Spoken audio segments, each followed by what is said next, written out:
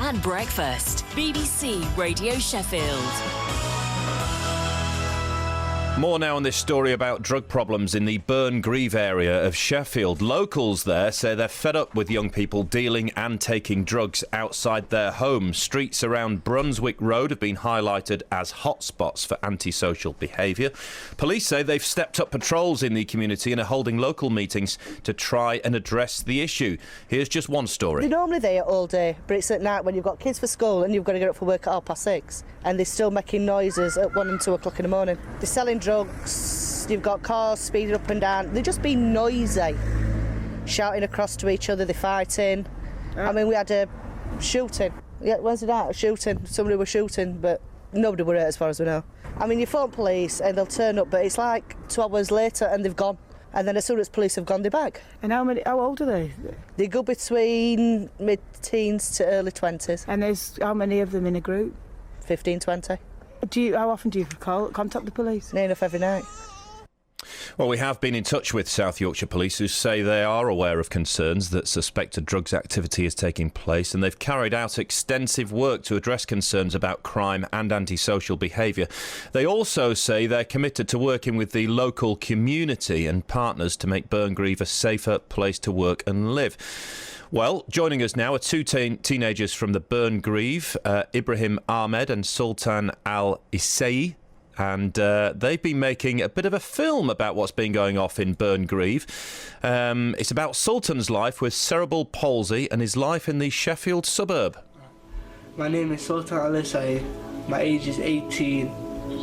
I'm from Sheffield. I go to Hillsborough College. I study BTEC sport, and I want to be a future Paralympian in wheelchair basketball and play. Inshallah. Cerebral palsy is a disease in your leg. Well, it could be any part of your body, but I got it in my legs, for example. Well, that's just a little clip there of the film that these two lads have been making, and they are here this morning. Sultan, let's start with you. Good morning. How are you, mate? How are you? I'm very good. Nice to see you.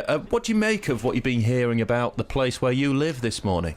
The problem about what I've been hearing about these people saying that it's a bad area, the problem is, in Sheffield, in anywhere in the world, every area, there's drug problems.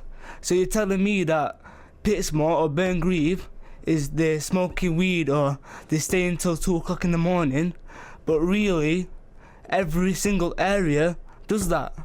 But the problem is, because in our area it's been happening for so long, people are just saying, oh, Burngreave, Pittsmore, do you know what I mean? So it's really bad. The government is trying to get it better, but it's because it's been happening for 15, 20 years. It's still in people's mind. They're not forgetting about the past. They're always thinking about the past, but they're not forgetting about it. Do you know what I mean? Ibrahim, you're here as well. Good morning. Good morning. What's your experience of living in Burngreave? I don't really live in Burngreave. I've just been filming this. What have you seen then? Is it accurate what people have been saying? I mean, in some extent it is accurate. You do see people hanging around like the library and getting up to no good, but I think the reasons why they do that is because they've got nothing to do. And like Sultan was saying, that's in every area. That happens in every area in Sheffield. If you go to Upper Thorpe, Crooks, Crosspool, that type of stuff is happening, and that's what we when filming, that's what we try to show. The problem is, because in the news it's been happening, like people are dying, but people are not dying in Upperthorpe or in Firth Park because they're dying in Pittsmore. So they're saying, oh, these are happening in Pittsmore, but really it's happening everywhere. It's happening in America, it's happening in France, Spain, Sheffield, England. It's happening everywhere, but people are just saying Pittsmore. That's what they're thinking in their mind, but really I think Pittsmore is the safest area for me to live in. Really, that's what I think. What do you think, though, the solution could be to the drug problem in Burngreave? The drug problem is always going to be there, because a drug's like an addict. Do you know what I mean? So if you go into drugs at the beginning, you're just going to keep staying there. You just need to work. But the problem is that there's nothing to do really. But it's improving because we've got a gym there to get people out onto the gym, and we've got a few other things. But the drug's always gonna be there in every area. So really, you can't get it. You can't get the habit out of the people. So, but it's not. The problem is about Pitsmore. If you cause trouble, you will get trouble. But if you just like me, if you're just out of the way of everything and you're nice to people, you're not gonna get anything. But if you're gonna cause trouble, you're gonna start problems. That's what's really gonna happen. We didn't come across no trouble when filming. No. No one. I'm interested in this film. Where did the idea come from? Basically, there was I was part of the youth jury at last year's DocFest, and I met a BBC producer there. I showed her my other film, Gat, and then she told me there was going to be a competition for BBC Three. We entered it this year's DocFest, and then we won it. So your film is going to be on BBC Three, is it?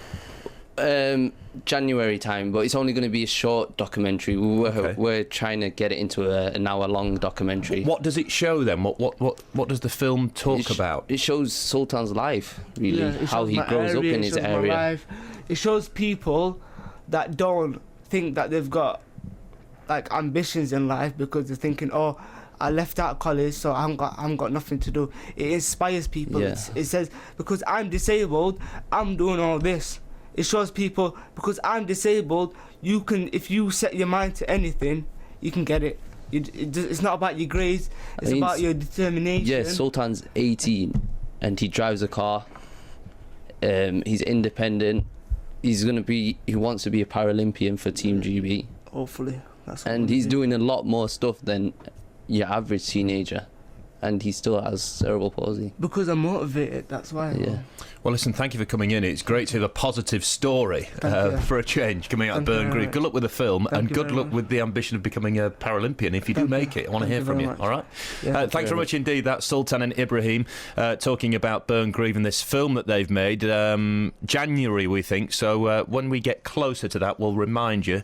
Be worth a look at that. 8:16. Travel